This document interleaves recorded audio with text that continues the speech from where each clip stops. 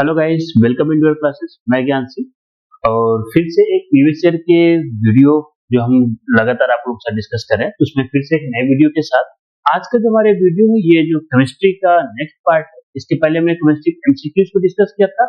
अब इस वीडियो में हम डिस्कस करेंगे उनके डिस्क्रिप्टिव आंसर को कि कैसे वो डिस्क्रिप्टिव आंसर लिखे जाएंगे या कैसे उन क्वेश्चन को सॉल्व किया जाएगा।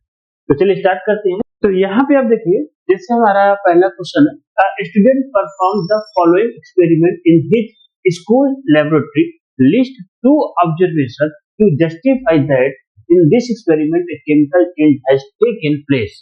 यानी यहाँ पर कह रहा है कि कोई एक लेबोरेटरी में आप देख सकते डायग्राम बना हुआ है। इसमें इस डायग्राम देख सकते डाइल्यूट सल्फ्यूरिक एसिड और जिंक ग्रेन्यूल्स यानी जिंक को डाला गया है।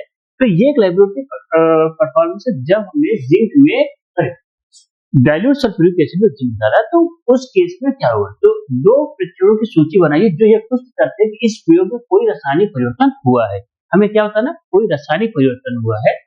तो यहाँ पर आप देख सकते हैं जब भी यानी क्वेश्चन में डायग्राम बना के बोला है कि आपको एक्चुअल में जिंक और डाइल्यूट सल्फ्यूरिक एसिड की रिएक्शन के बारे में यहाँ बताना है। तो यहाँ पर आप ध्यान देंगे कि जिंक को जब हम H2SO4 के साथ डाइल्यूट H2SO4 के साथ डालते हैं तो जिंक सल्फेट और साथ में हाइड्रोजन गैस, यानी ये रिएक्शन कौन सी है, मेटल की किसके साथ, एसिड के साथ, मेटल एसिड के साथ रिएक्शन करके ये एसिड है H2SO4, तो मेटल प्लस एसिड, और हमें पता है कि यहाँ पे बनता है मेटल सॉल्ट।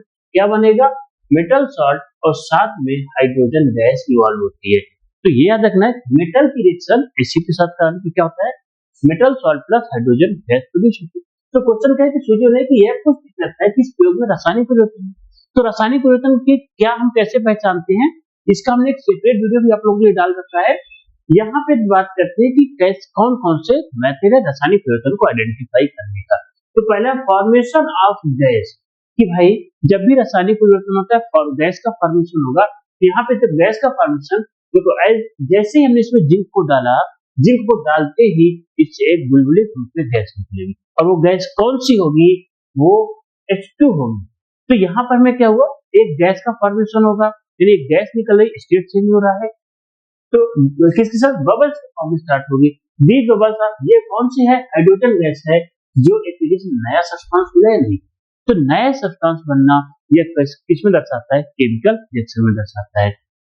फिर बात करें फॉर्मेशन ऑफ न्यू सब्सटेंस, एक नया सब्सटेंस बनेगा जिंक सल्फाइड सॉल्यूशन के साथ। तो देखो जब हम इसमें जिंक को डाला, जिंक क्या था, सॉलिड कंडीशन में था।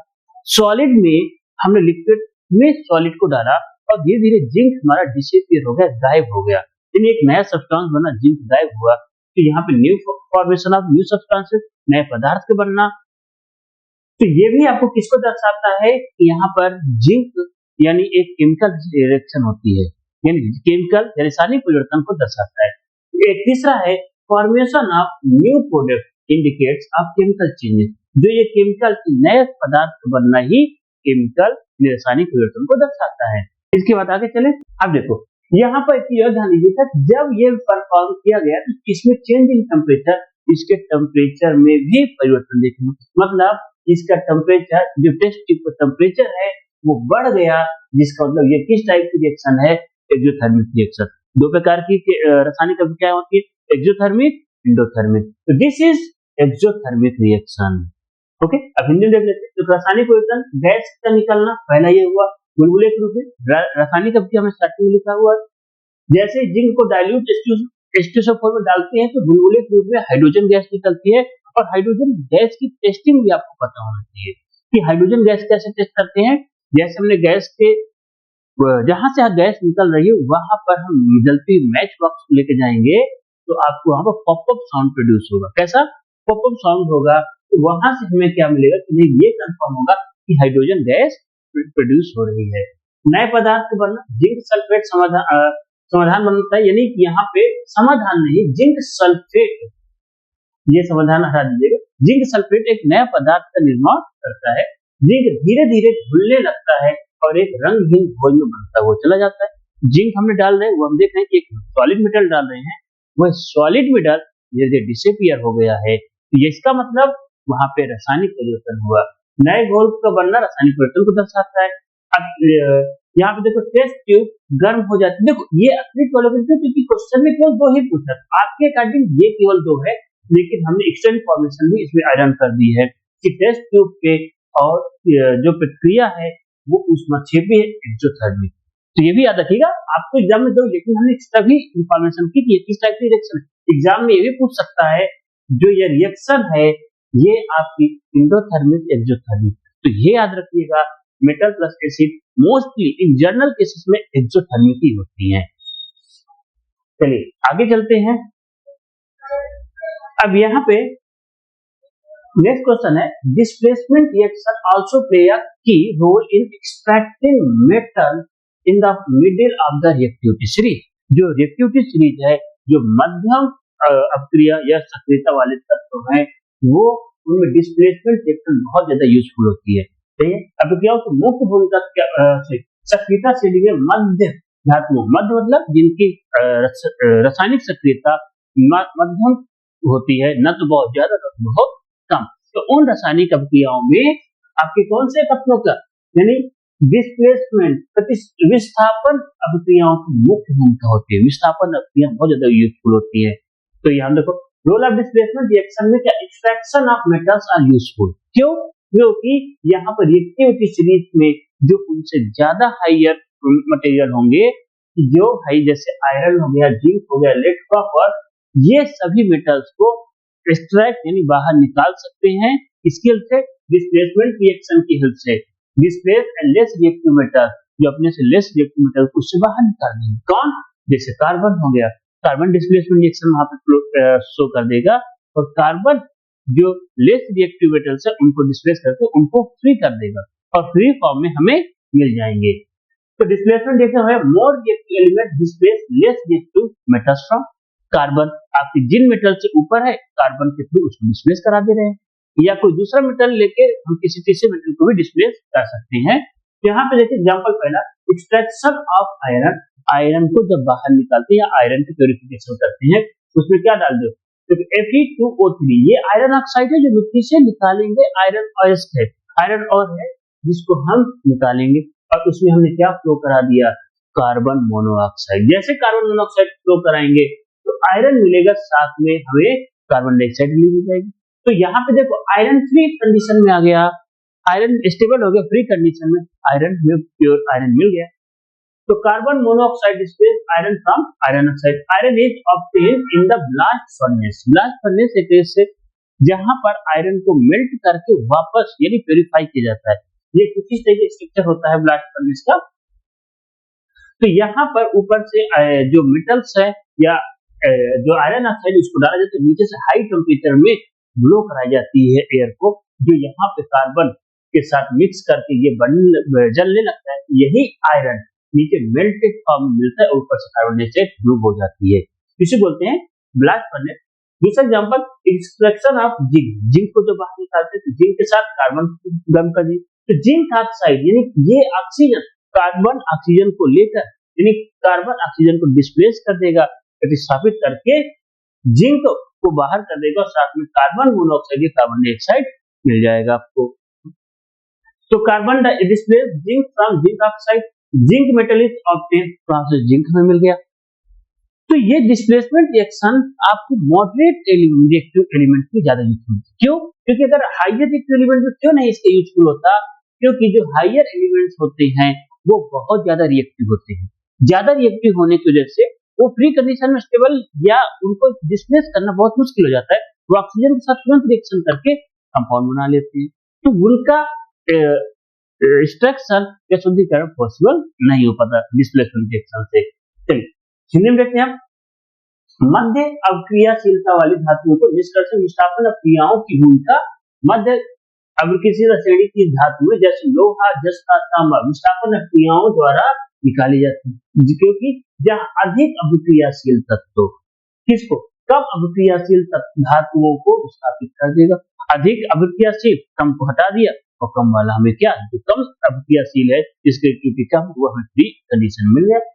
कार्बन मोनोऑक्साइड लोहे को उसके ऑक्साइड से अलग करता है, तो ये आप देख सकते हैं उसका ऑक्साइड आयरन का Fe2O3 कार्बन मोनोऑक्साइड ने उसको आयरन को बाहर कर दिया। फिर जस्ता यानी कि ये आपका जिंक है, जस्ता का निष्कर्षण, कार्बन जस्ता को ऑक्साइड से जस्ता को विस्थापित कर देता है, जिंक ऑक्साइड में कार्बन डाले उसको विस्थापित कर जिंक मिल गया। ओके गाइस, चलिए नेक्स्ट क्वेश्चन की तरफ चलते हैं। अब यहाँ पे क्या, why can metals high up in the reactivity series not to be obtain reduction of the their oxide by the carbon, यानी जो हाइयर एलिमेंट होते हैं वो कार्बन के हेल्प से रिडक्शन करके बाहर नहीं निकाले जा सकते, क्यों?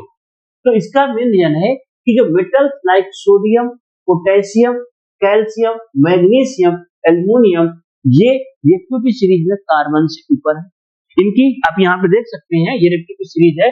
तो जो आपके मेटल्स हैं potassium, sodium, lithium, calcium, magnesium, aluminium, ये बहुत ज्यादा हाई क्या है, इनकी जो रिएक्टिविटी है बहुत ज्यादा है। इनको डायरेक्ट कार्बन या इसके ऐसे एलिमेंट द्वारा रिप्लेस नहीं करते। इनको एक्सट्रैक्शन करने के लिए हम इसमें इलेक्ट्रोलिसिस प्रोसेस को फॉलो करते हैं, इलेक्ट्रोलिसिस डालते हैं। एक एमसीक्यू जो क्वेश्चन था, zinc, iron, copper, silver, gold जैसे नीचे के जो कंपाउंड है इस टाइप के, जैसे जिंक, आयरन, कॉपर, इनको हम डिस्प्लेसमेंट रिएक्शन के थ्रू कार्बन के साथ गर्म करके प्रोड्यूस कर सकते हैं। और लास्ट में सिल्वर, गोल्ड, ये मोस्टली बहुत ही लेस रिएक्टिव एलिमेंट है, यानी रिएक्शन कर ही नहीं रहे। जब लेस रिएक्टिव एलिमेंट है तो ये मोस्टली नेचर में फ्री कंडीशन में भी हमें मिल जाते हैं। चलिए गाइस, तो देखो their oxides are very stable, क्यों? जो मोर रिएक्टिव एलिमेंट्स हैं उनके ऑक्साइड बहुत कम स्टेबल होते हैं, यानी तुरंत ऑक्सीजन के साथ रिएक्शन कर लेंगे। सोडियम तुरंत ऑक्सीजन के साथ ऑक्सीजन को देखते ही वो रिएक्शन करना शुरू कर देता है। ऐसा मतलब बस उसी के लिए ही बैठा हुआ था। Carbon is less reactive than these metals, ये सभी मेटल से कार्बन का बहुत लेस है, कार्बन उसके साथ रिएक्शन कर ही नहीं पाएगा।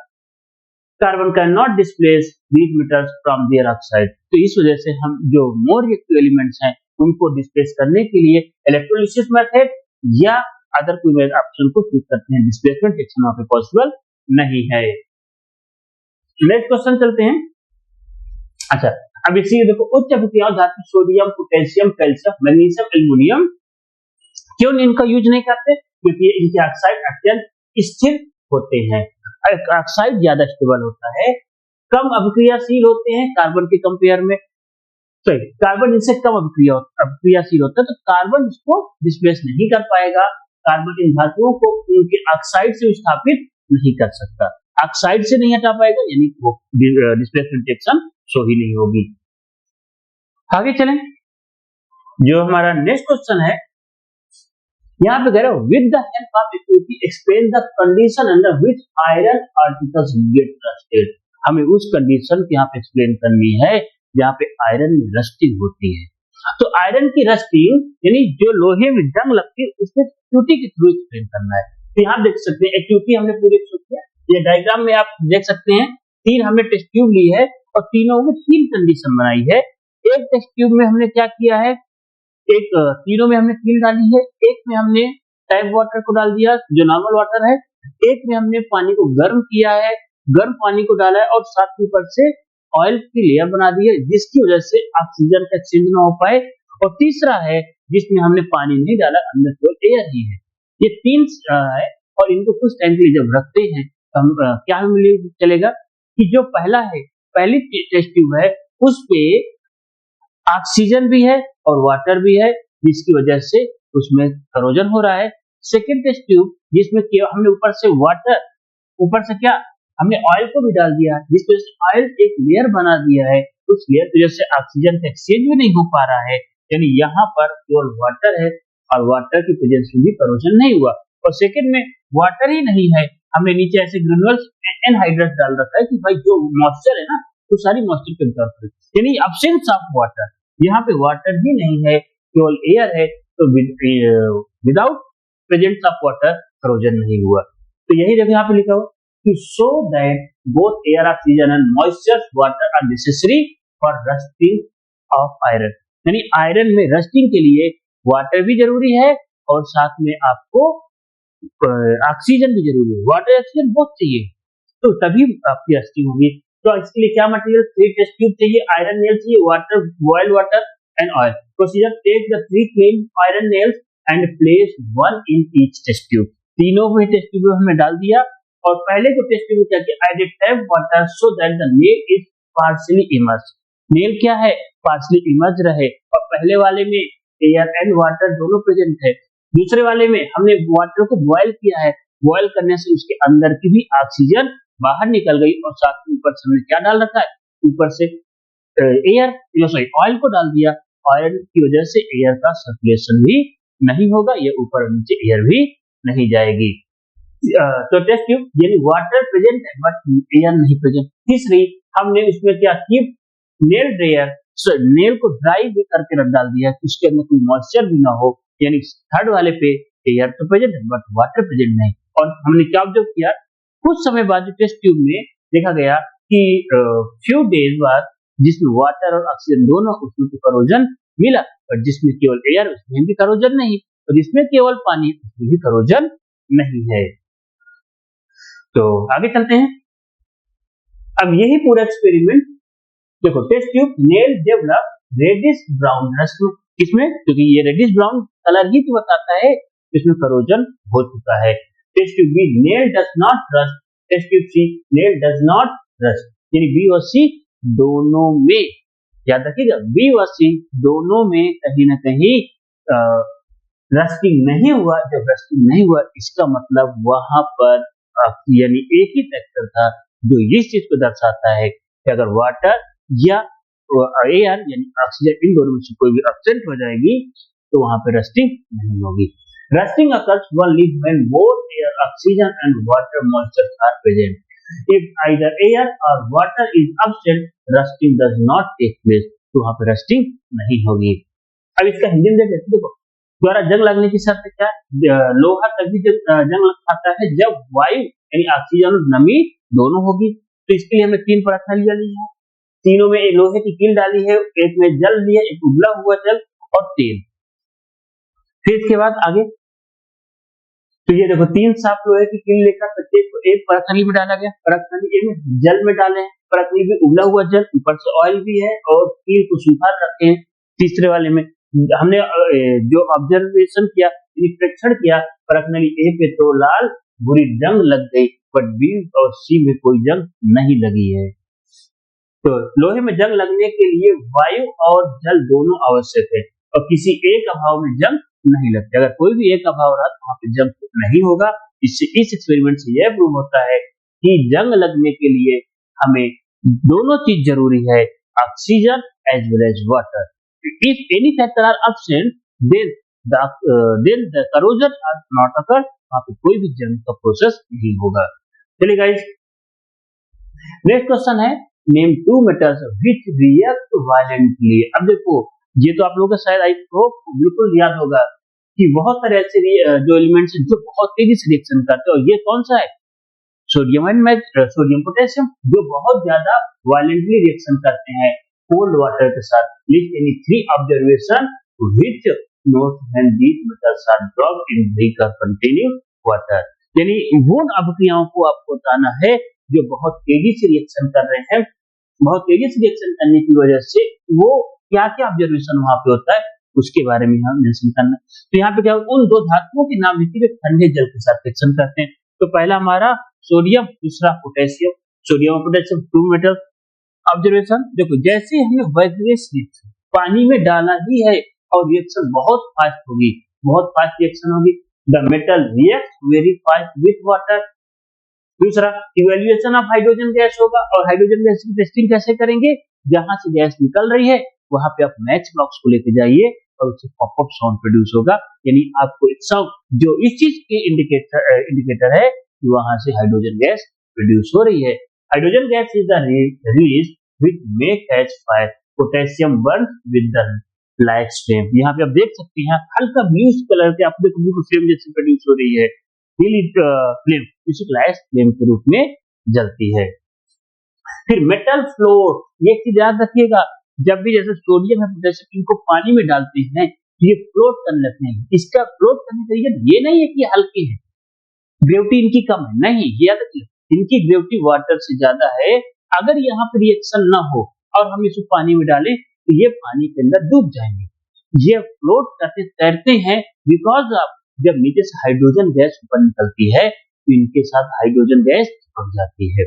हाइड्रोजन गैस चिपकेगी, इसकी वजह से हाइड्रोजन इसको ऊपर ले आती, हल्का बना देती और ये ऊपर तैरने लगती हैं। तो the metal floats due to the H2 produce and move rapidly on the water surface, और वो ऊपर की ओर मूव करते हैं।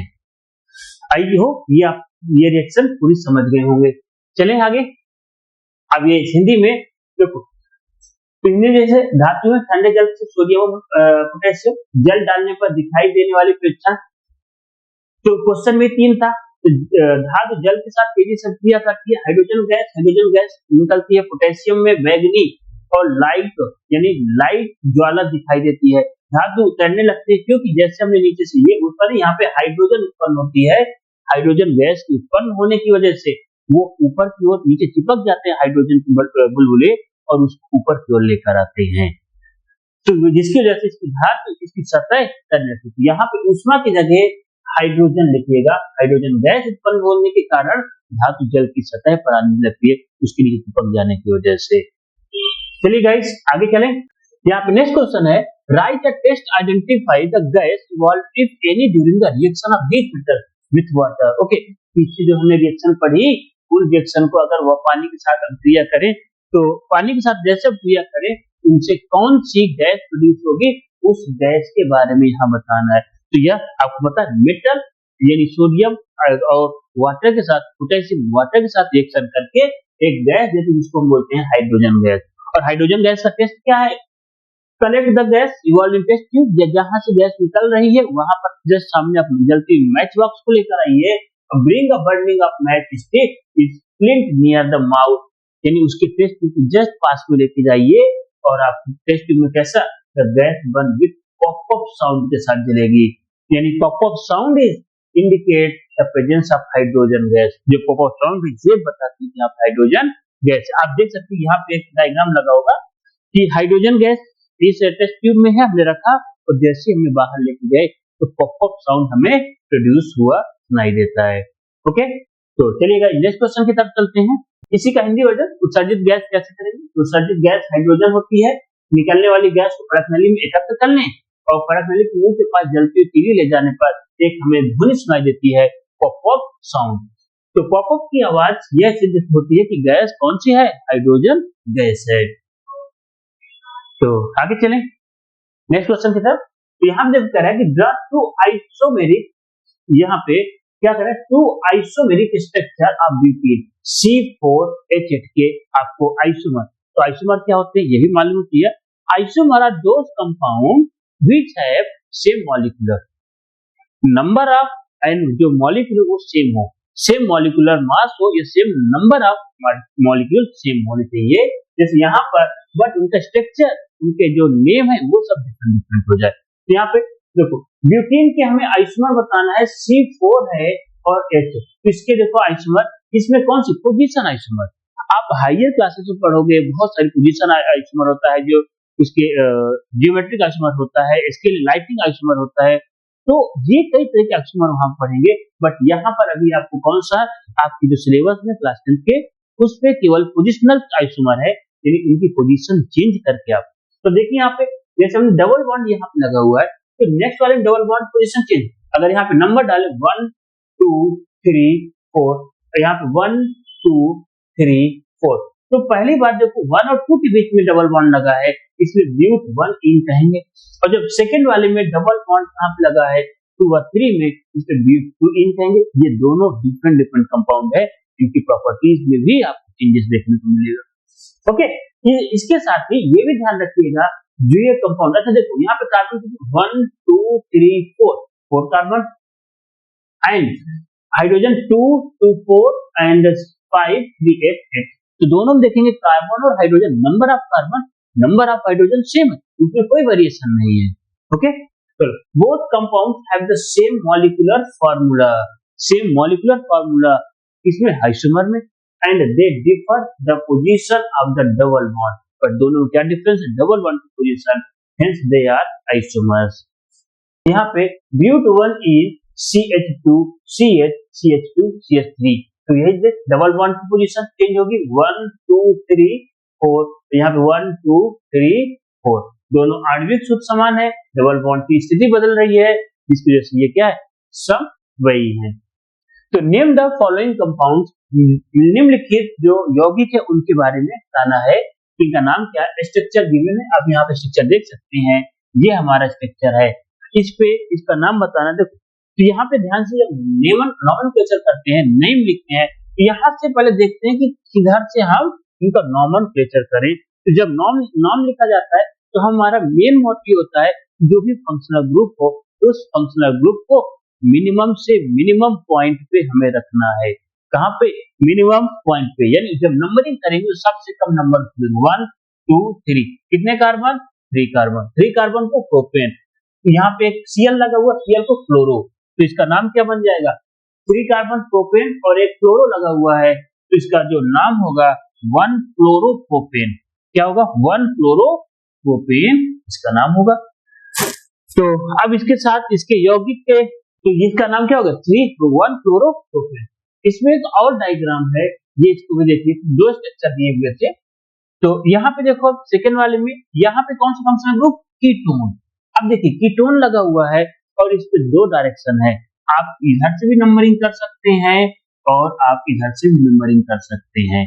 तो अब आप कौन सी नंबरिंग इसमें लेंगे, आपकी जो लोवेस्ट नंबरिंग दे कीटोन ग्रुप पे, तो अगर ऊपर वाले 3 है, ये हाईएस्ट होगा, इसकी लोवेस्ट वाली नंबरिंग आपका 2 इसमें लिया जाएगा, बिकॉज क्योंकि हमें फंक्शनल ग्रुप में दो नंबरिंग को, यानी जिसका मिनिमम से मिनिमम काउंटिंग होता नंबर हो, उसी नंबरिंग को हम लेंगे। तो यहाँ पे क्या होगा, कीटोन को जो बोला जाता है उसको 1 होता है कीटोन का, तो सेकंड कार्बन में मिडिल टर्म में लगा हुआ है डबल बॉन्ड ऑक्सीजन लगा, जिसे कीटोन ग्रुप कहा जाता है। और जो कीटोन ग्रुप का सफिक्स होता है वो यहाँ पे अल नहीं वन होता, ओ यानी 1, ये कीटोन ग्रुप का। तो यहाँ पे 4 कार्बन को बोलते हैं ब्यूटेन, तो ब्यूटेन, और कहाँ पे लगा, 2 पे कीटोन लगा है, 2 1, ब्यूटेन 2 1, यानी 4 कार्बन ब्यूटेन 2 1 आप, ओके। फिर यहाँ पे देख क्या रहा है, right the chemical equation for the following reaction, नीचे कुछ रिएक्शन है उनके केमिकल इक्वेशन को आपको लिखना है। तो पहले है एथेनॉल, इसके ethanol undergoes the complete oxidation, ethanol की रिएक्शन ऑक्सीडेशन हो रही है, तो एथेनॉल यानी C2H5OH का क्या करना है, कंप्लीट ऑक्सीडेशन, इन ऑक्सीजन की प्रेजेंस में रिएक्शन करानी है।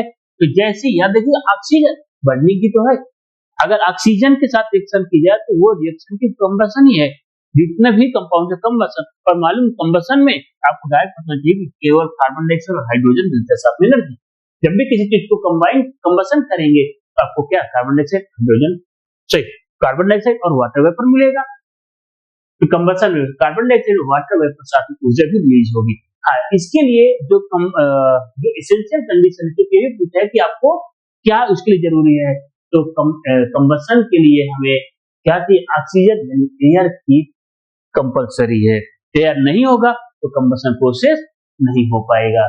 आगे चलें, तो यहाँ पे प्रोपीन अंडरगोज हाइड्रोजनेशन, तो प्रोपीन का फार्मूला तो पहले मालूम चाहिए, प्रोपीन यहाँ पे इन है, एन नहीं है, तो प्रोपीन यानी C3H6, और जैसे हमने इसके लिए हाइड्रोजन डाला, आप यहाँ पे डायग्राम भी देख सकते हैं, प्रोपीन डबल बॉन्ड होता है एक, और जैसे उसमें हाइड्रोजन को डालेंगे इसके प्रेजेंस में कैटालिस्ट, अगर कैटालिस्ट नहीं, और कैटालिस्ट में क्या हम लेंगे, इनमें से निकिल, प्लेटिनम और कैडमियम, इनमें से कोई भी ले सकते हैं।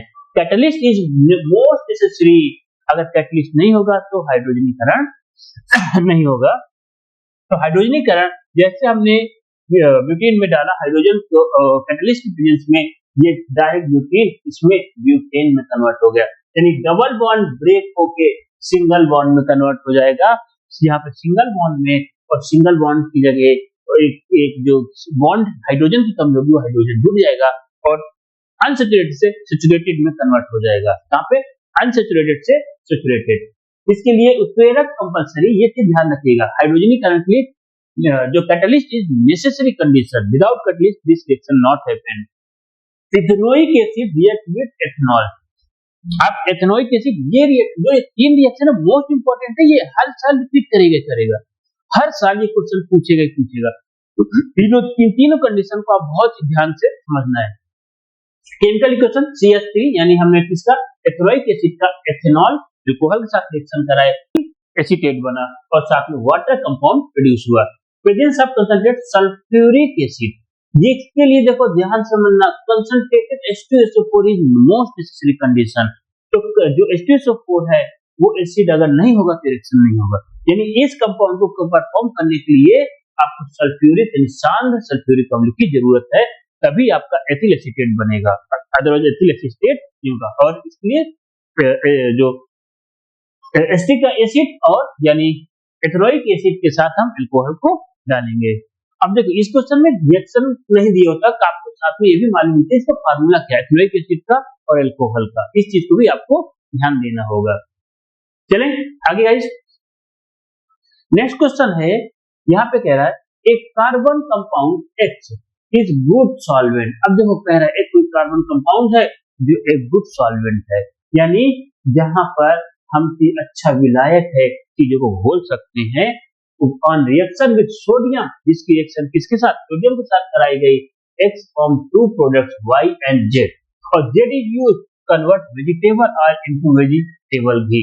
यानी अब यहाँ से आओ कि किसका यूज करते हैं वेजिटेबल ऑयल इनटू वेजिटेबल घी में। ये तुरंत माइंड में आना चाहिए कि जब भी हम ऑयल को घी में कन्वर्ट करते हैं तो वहां पे हाइड्रोजनेशन होता है, हाइड्रोजनेशन हुआ यानी यहाँ पे कहीं ना कहीं हाइड्रोजन होगा। ये माइंड में तुरंत आना चाहिए कि हाइड्रोजनेशन प्रोसेस के थ्रू जो हमारा ऑयल है वो घी में कन्वर्ट होगा, यानी हाइड्रोजन चाहिए और हाइड्रोजनेशन, यानी एक तो कंपाउंड आपने लगाई लेके जेड हुआ, फिर तब आपको देखो सॉल्वेंट है, और जैसे ही केमिस्ट्री में सॉल्वेंट का अच्छा सॉल्वेंट की बात करें तुरंत माइंड में जाए alcohol is a best solvent. कौन, अल्कोहल सबसे अच्छे विलायक होते हैं, सबसे अच्छे हैं। तो यहाँ पे कौन सा, एथेनॉल। आपके सिलेबस में 2 ही 3 अल्कोहल, तो तुरंत याद रखिएगा एथेनॉल होगा, और ethanol is the good solvent. Reaction जैसे हमने एथेनॉल के साथ कराई तो देखो किसकी, सोडियम की रिएक्शन कराएंगे, एथेनॉल प्लस सोडियम क्या बनेगा, सोडियम एसीटेट बनेगा, साथ में हाइड्रोजन गैस, तो यही तो हाइड्रोजन गैस। यानी ये रिएक्शन इस चीज को वेरीफाई कर रही है कि आपका क्या है, जो एक्स कंपाउंड है जो हमने एथेनॉल को लिया है वो सही है, क्योंकि अगर यहाँ पे हाइड्रोजन गैस नहीं होती अल्कोहल के साथ रिएक्शन करने पे तो हो सकता है कोई और कंपाउंड होगा। चलिए तो इस रिएक्शन देखो, एक तो आपका जेड क्योंकि जेड हाइड्रोजन गैस है, जेड हो गया, साथ में दूसरा कौन सा कंपाउंड बना वाई, तो सोडियम इथॉक्साइड या सोडियम एसीटेट भी से कहते हैं। तो आपका सोडियम इथॉक्साइड सोडियम एसीटेट बन गया, जेड हाइड्रोजन गैस। इसके बाद identify and name XYZ, also right the equation of reaction. हमें ये रिएक्शन में जस्टिफाई हो रहा है जो हमारे आंसर को जस्टिफाई करे। आई होप ये आंसर पूरा आपको समझ में आ गया होगा। चले गाइस अगले क्वेश्चन की तरफ। अब देखो यही इसका हिंदी में एथेनॉल एक्स क्या आ गया तुम्हारा, एथेनॉल हुआ, जिसे एथेनॉल एक अच्छा विलायक है, सोडियम संक्रिया करने पर एथेनॉल बनाता है, C2H5OH एथेनॉल सोडियम के साथ रिएक्शन करके सोडियम एसीटेट बनता है। देखो यहाँ पे करने पे एथेनॉल बनाता नहीं, यहाँ सोडियम एसीटेट बनता है, एथेनॉल गलत नहीं है, सोडियम एसीटेट है यहाँ पे, इस चीज पर ध्यान दीजिएगा। सोडियम एसीटेट और हाइड्रोजन गैस प्रोड्यूस होती है, सोडियम एथॉक्साइड या सोडियम एसीटेट, सोडियम एसीटेट या सोडियम एथॉक्साइड, एंड साथ में हाइड्रोजन गैस प्रोड्यूस होती है।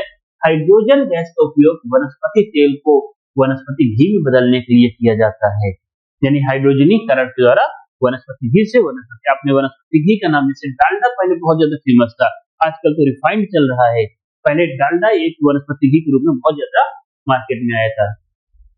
चलिए गाइस आगे चलते हैं। यहाँ पे right the chemical equation in so that what happens when ethanol, ethanol जो हमें पीछे कंपाउंड है उसकी रिएक्शन कराएं किसके साथ, ऑक्सीजन के साथ कराएं तो क्या होगा, इसको 443 केल्विन में गर्म करें और react with HD5 potassium dichromate, इन तीनों के साथ इसकी रिएक्शन कराने से क्या होगा। तो पहला जब एथेनॉल को बर्न किया जाता है तो क्या है, ये अल्कोहल है, और जैसे अल्कोहल को बर्न कंबशन, और कंबशन ऑक्सीजन की प्रेजेंस में, तो यहाँ पे कार्बन डाइऑक्साइड और साथ में वाटर मिलेगा, क्या मिलेगा, कार्बन डाइऑक्साइड एंड वाटर और साथ में एनर्जी। फिर एथेनॉल यानी वाई का हीटेड, इसमें एक्सेस कंसंट्रेट H2SO4, सॉरी ये तो वही है, इसका हिंदी वर्जन है, एथेनॉल को वाई का ऑक्सीजन में दहन करने पे अल्कोहल को तो कार्बन डाइऑक्साइड और वाटर मिलेगा। जब हम सेकंड है हीट करते हैं 443 केल्विन के एक्सेस कंसंट्रेशन में जब इसको गर्म करते हैं यानी H2SO4 को, तो क्या मिलेगा आपको, यहाँ पे ethanol undergoes dehydration in the form of ethane. यानी देखो ये जो अल्कोहल है एक्सेस अमाउंट, लेकिन किसके प्रेजेंस में, H2SO4 के प्रेजेंस में गर्म करने पे तुरंत ये डिहाइड्रेशन हो जाएगा और यहाँ से एक हाइड्रोजन बाहर निकलेगा। तो ये जरूर ध्यान दीजिए, देखिए यहाँ पे रिएक्शन लिखते हैं, ये C और C एथेनॉल, यहाँ पे इसके साथ OH, इधर H और इधर H और इधर इसके साथ H, H और H। देखो ये हाइड्रोजन इस वाटर के साथ लिंक करेगा और ये दोनों हट जाएगा, तो यहाँ पे केवल 2 H बचेंगे और इधर भी 2 H बचेंगे। तो यहाँ पे देखिएगा एक बॉन्ड कमी हो गई, क्योंकि टेट्रावैलेंट बनाता है, कार्बन टेट्रावैलेंट बनाता है, एक बॉन्ड की कमी, यहाँ पे डबल बॉन्ड हो जाएगा, यानी हाइड्रोजनीकरण हुआ, सॉरी वाटर डिहाइड्रेशन हुआ, वाटर इससे बाहर निकला और वाटर निकल के क्या एथेन इथीन में कन्वर्ट हो जाएगा, C डबल बॉन्ड C में CH2 और CH2, यानी जो अल्कोहल है वो इथीन में कन्वर्ट हो जाएगा डिहाइड्रेशन प्रोसेस के थ्रू। आगे चलते हैं, तो जैसे कह रहा आप देखिए आगे के जो रिएक्शंस है 400, यहाँ पे कहते हैं कि 400 केल्विन पर शांत H2SO4 की उपस्थिति में एथेनॉल को गर्म करने पर, किसमें गर्म करें, एथेनॉल को गर्म करें, तो एथेनॉल और डिहाइड्रेशन होने पर एथीन बनता है। क्यों? क्योंकि जैसे हमने C2H5OH को अधिक मात्रा में गर्म किया तो तुरंत किसमें कन्वर्ट हो जाएगा, C2H4H2O में। तो ये हम नेक्स्ट क्या करना है, when ethanol reacts with HD5 potassium dichromate, किसकी वजह से गर्म कर रहे हैं, पोटेशियम डाइक्रोमेट की उपस्थिति में। तो जैसे HD5 पोटेशियम डाइक्रोमेट डालेंगे तो C2H5 इसमें आपका कार्बोक्सिलिक एसिड में कन्वर्ट होगा। ये चीज ध्यान रखना, यहाँ पे जो कार्बोक्सिलिक एसिड है इसका ऑक्सीडेशन हुआ है, क्या हुआ, इसका ऑक्सीडेशन हुआ और साथ में वाटर मॉलिक्यूल्स निकला। तो अम्लीय पोटेशियम डाइक्रोमेट के साथ इथेनॉल प्रतिक्रिया कराने पर ये आपकी ऑक्सीडेशन हो जाता है और ऑक्सीडेशन यहाँ पे देखो, यहाँ पर भी आपका H2SO4, बट यहाँ पे डाइक्रोमेट की होने की वजह से इसका ऑक्सीकरण हो जा रहा है, यानी अल्कोहल कार्बोक्सिल में कन्वर्ट हो, जबकि यहाँ पे केवल H2SO4 लेने पे ये केवल डबल बॉन्ड एथीन में कन्वर्ट हो जा रहा है, एथीन पे और यहाँ पे आपका जो कार्बोक्सिलिक एसिड में, यानी इसका ऑक्सीकरण और यहाँ पे डिहाइड्रेशन निर्जलीकरण हो रहा है। इस चीज को जरूर ध्यान दीजिएगा। चलिए आगे चलते हैं, तो आगे इसके बाद देखो सी वाटर कंटेन्स मेनी सॉल्ट। अब देखो मोस्टली समुद्र में बहुत सारे सॉल्ट डिसॉल्व है, तो many salt dissolve in it, common salt in separated from these salt, डिस्क्वाइड्स of the solid salt are also found in several parts of the world. बहुत सारे वर्ल्ड में सॉल्ट है, these large crystals are often brown due to the impurities, this is called rock salt। जो impurities की वजह से जो rock salt है, तो जो impurities होती है उसकी वजह से उसका ब्राउन कलर होता है। And the common salt is an important raw material for tinker. तो समुद्री जल में कई प्रकार के लवण घुले होते हैं, साधारण नमक को इन लवणों से पृथक किया जाता है। विश्व के कई भागों में ठोस लवण का निक्षेप होता है। बड़े आकार के यह क्रिस्टल प्राय अशुद्धियों के कारण भूरे रंग में कन्वर्ट होते हैं। तो भूरे रंग का कारण इससे जो अशुद्धियां होती हैं, तो यहाँ देखिए आप क्या करना, write balance chemical equation to show products form during the electrolysis of Bryan.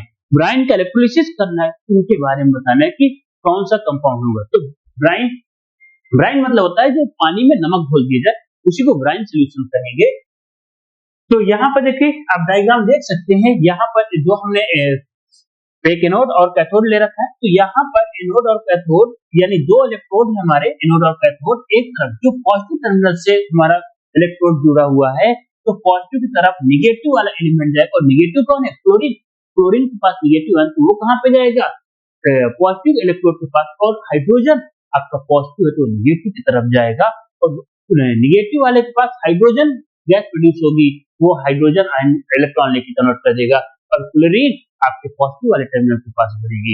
तो यहाँ पे देखो एट कैथोड में वाटर गया, वाटर 2 इलेक्ट्रॉन लिया और 2 इलेक्ट्रॉन लेके hydrogen gas plus hydroxide ion में कन्वर्ट हुआ। जबकि एनोड के पास ऑक्सीडेशन गया, क्लोरीन 2 इलेक्ट्रॉन लेके Cl2O और 2 इलेक्ट्रॉन लेके कन्वर्ट कर दिया। तो overall reaction sodium chloride H2O water और सोडियम हाइड्रोक्साइड, ये दोनों देखो नमक यानी सॉल्ट वाटर के साथ मिलकर क्या सोडियम हाइड्रोक्साइड और साथ में हाइड्रोजन और क्लोरीन गैस का फॉर्मेशन करता है। तो sodium hydroxide NaOH hydrogen gas और क्लोरीन गैस का फॉर्मेशन हो रहा है। तो आगे चलते हैं। अब ये इसका हिंदी में तो ब्राइन सोडियम क्लोराइड का जब हम शांत सल्फ्यूरिक विलयन में डालते हैं तो इस विद्युत अपघटन को क्लोरो क्षार प्रक्रिया कहा जाता है और जिसकी संतुलित अभिक्रिया वही कैथोड पर C2H2O को लेकर 2 इलेक्ट्रॉन हाइड्रोजन और हाइड्रोक्साइड आयन कन्वर्ट कर दिया, एनोड पर क्लोरीन और Cl2 गैस को फॉर्मेशन कर रहा है। संपूर्ण देखो sodium chloride H2O sodium hydroxide plus water and chlorine gas बनाते हैं। तो सोडियम हाइड्रोक्साइड NaOH और हाइड्रोजन गैस का फॉर्मेशन, क्लोरीन गैस का फॉर्मेशन, तो ये इसके बाई प्रोडक्ट है। क्या मिल रहा है हमें? 3 बाई प्रोडक्ट मिल रहा है ब्राइन सॉल्यूशन के इलेक्ट्रोलिसिस करने से। तो 3 कंपाउंड्स आर फॉर्म। अब देखिए list 2 uses of any one product of obtain during electrolysis. जो इलेक्ट्रोलिसिस हुआ है उसमें से किसी एक के उपयोग बताने हैं। तो यहाँ पे देखिए जैसे पहले हमारा यूजेस है यूज ऑफ सोडियम हाइड्रोक्साइड, तो कहाँ पे? Making shops, detergents, use paper manufacturing in the production of rayon and use in the cleaning agents like drain cleaner, use in the petroleum refining. Next है इसका हिंदी में sodium hydroxide का साबुन और detergent बनाने में, कागज बनाने में, रेयन कृत्रिम रेशे बनाने में, नाली साफ करने, रसायनों का उपयोग होता है जैसे आपका ये हार्पिक हो गया, पेट्रोलियम शोधन में भी इसका उपयोग होता है। आगे चलें। अब यहाँ पे यूज ऑफ हाइड्रोजन, यानी हम किसका यूज कर रहे हैं? हाइड्रोजन का। देखो क्वेश्चन में केवल एक का पूछा बट हमने यहाँ पे तीनों का यूज दे दिया बिकॉज आगे चल के मालूम नहीं कौन सा क्वेश्चन आपको दे रहे। तो यहाँ पे एक्सप्लेनेशन केवल इनके आंसर देने का ना होके आगे और किस टाइप से क्वेश्चन हो सकते वो भी आपको बताने का हमारा मोटिव होता है। तो यूज ऑफ हाइड्रोजन, तो use as the clean fuel, किसके फॉर्म यूज करेंगे? Clean fuel use in the manufacture of ammonium, यानी हार्बर प्रोसेस में using hydrogenation of oil making घी बनाने में। जब घी का फॉर्मेशन ऑयल से घी, अब इसी में ही हमें पीछे पड़ा था कैसे बनता है, तो हाइड्रोजनेशन किया जाता है। Use of oxy hydrogen welding में, यूज रॉकेट फ्यूल, तो यहाँ पे स्वच्छ ईंधन के रूप में अमोनिया बनाने में उपयोग होता है, हाइड्रोजनीकरण में उपयोग होता है, ऑक्सी हाइड्रोजन वेल्डिंग में उपयोग होता है, रॉकेट ईंधन के रूप में उपयोग होता है। आगे चलते हैं। तो यहाँ पे देखिए यूज ऑफ क्लोरीन, तो Cl2, तो वाटर प्यूरिफिकेशन में, use in making PVC plastic, use in manufacturing of bleaching powder and disinfecting pesticide making hydrochloric acid. तो ये इनके यूजेस हो गए क्लोरीन के शुद्ध करने के लिए, ज्यादातर डिसइंफेक्शन के रूप में, प्लास्टिक पीवीसी बनाने में, ब्लीचिंग पाउडर बनाने में, कीटनाशक। ब्लीचिंग पाउडर का फार्मूला जरूर याद रखिएगा, ये भी आपके सिलेबस में है।